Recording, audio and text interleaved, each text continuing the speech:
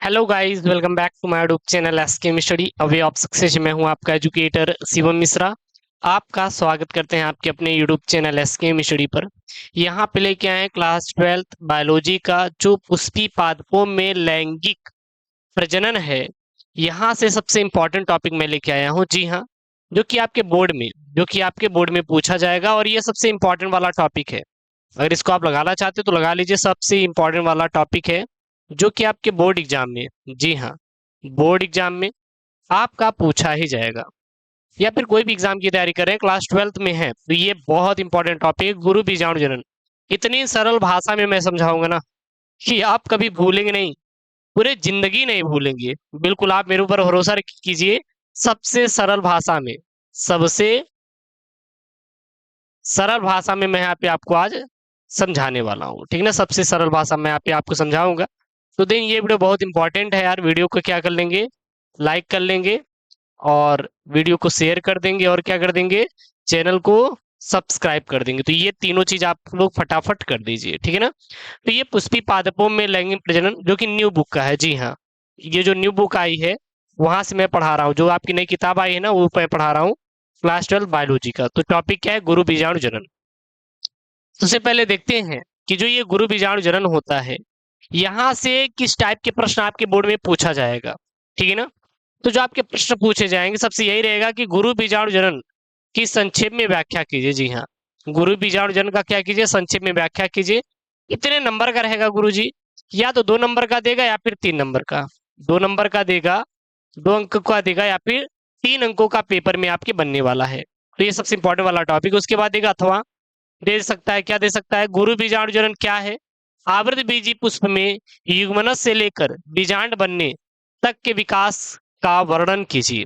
तो गुरु बीजाणु जनन क्या है, और जो आवृत बीजी पुष्प पुष्प होते हैं उसमें युग्मनज से लेकर बीजांड बनने तक के विकास का वर्णन आपको करना है। तो इस टाइप के आपके प्रश्न बोर्ड परीक्षा में पूछे जाएंगे और ऐसे ही आपको क्या करना है, तैयार करना है। अगर ये आ जाएगा तो सीधा लिखिएगा, यहाँ पे बीजाणु जनन किसे कहते हैं, क्या होता है गुरु बीजाणु जनन, किसे कहते हैं बीजाणु जनन, ठीक है ना। तो इस प्रकार से प्रश्न पूछेगा। तो चलिए, सबसे पहले हम लोग जानते हैं कि ये गुरु बीजाणु क्या होता है, उसके बाद गुरु बीजाणु जनन देखेंगे ना।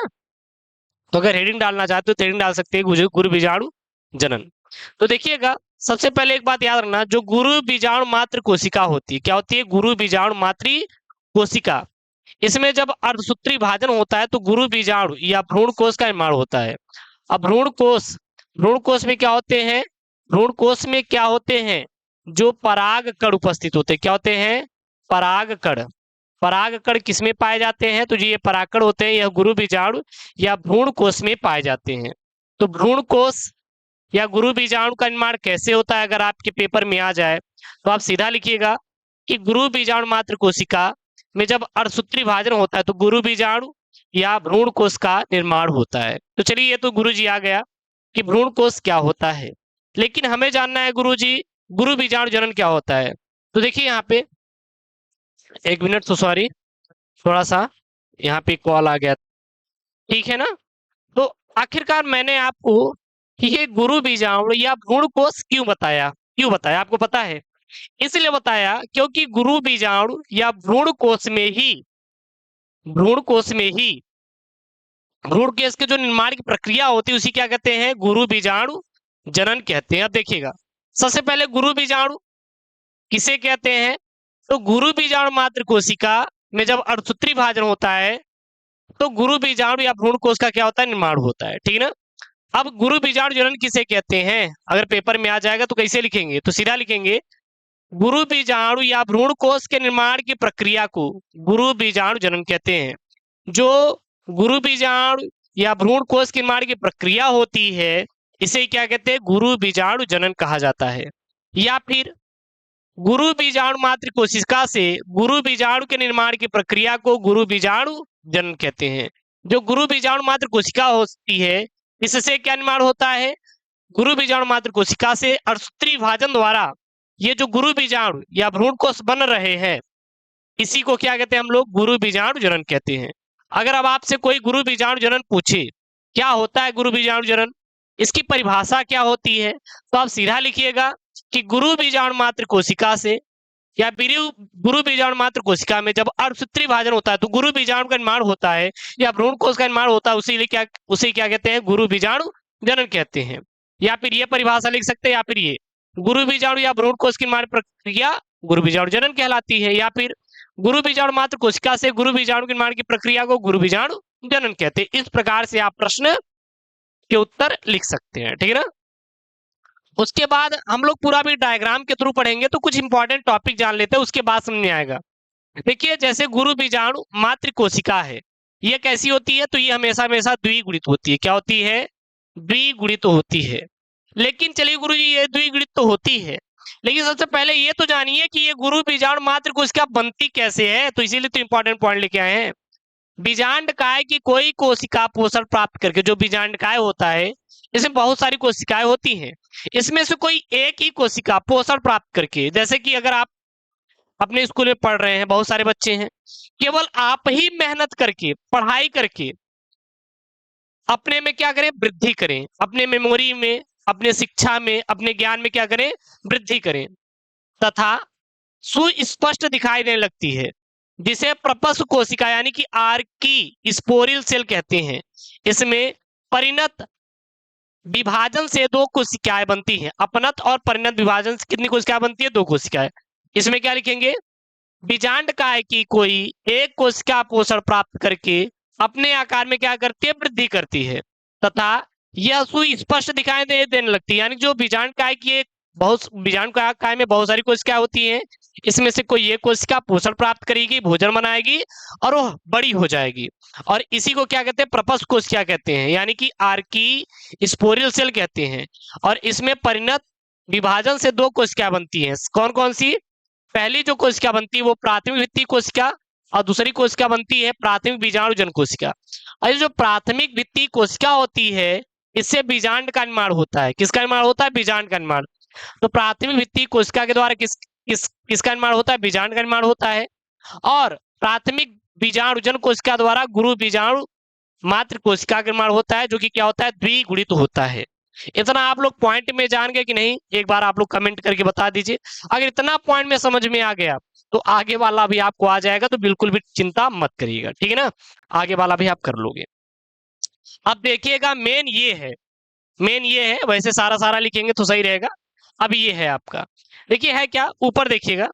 अब ये गुरु बीजाणु मात्र कोशिका है। गुरु बीजाणु मात्र कोशिका का निर्माण कैसे हुआ, गुरु बीजाणु मात्र कोशिका का निर्माण कैसे हुआ, तो जो गुरु बीजाणु मात्र कोशिका का निर्माण हुआ है वो प्राथमिक बीजाणु जन कोशिका से हुआ है, ठीक है ना, ये चीज आप लोग याद रखिएगा। तो देखिए, गुरु बीजाणु मात्र कोशिका में अर्धसूत्री विभाजन होता है। अब जो गुरु बीजाणु मात्र कोशिका होती है, देखिए ये आपकी क्या है, गुरु बीजाणु मात्र कोशिका है। इसी को हम लोग क्या कहते हैं, एमएमसी कहते हैं, यानी कि megaspore mother cell. Megaspore mother cell यानी कि एमएमसी कहा जाता है। इसमें सबसे पहले अर्धसूत्री विभाजन होगा, ठीक है ना। फिर अर्धसूत्री विभाजन होने के बाद यह दो कोशिकाओं का क्या करती है, निर्माण करती है, दो भागों में बढ़ जाती हैं।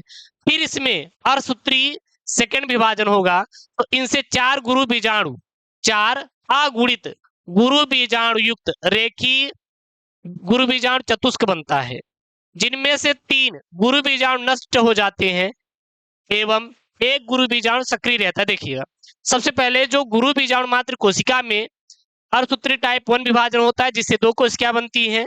पुनः इसमें अर्धसूत्री सेकंड विभाजन होता है, जिसके फलस्वरूप ये चार गुरु बीजाणु अगुणित गुरु बीजाणु युक्त रेखीय गुरु बीजाणु चतुष्क बनाते हैं। देखिए रेखीय है ना, यहाँ पे देखिए चार चतुष्कीय बना रहे हैं, ठीक है ना, जिसमें से तीन गुरु बीजाणु नष्ट हो जाते हैं।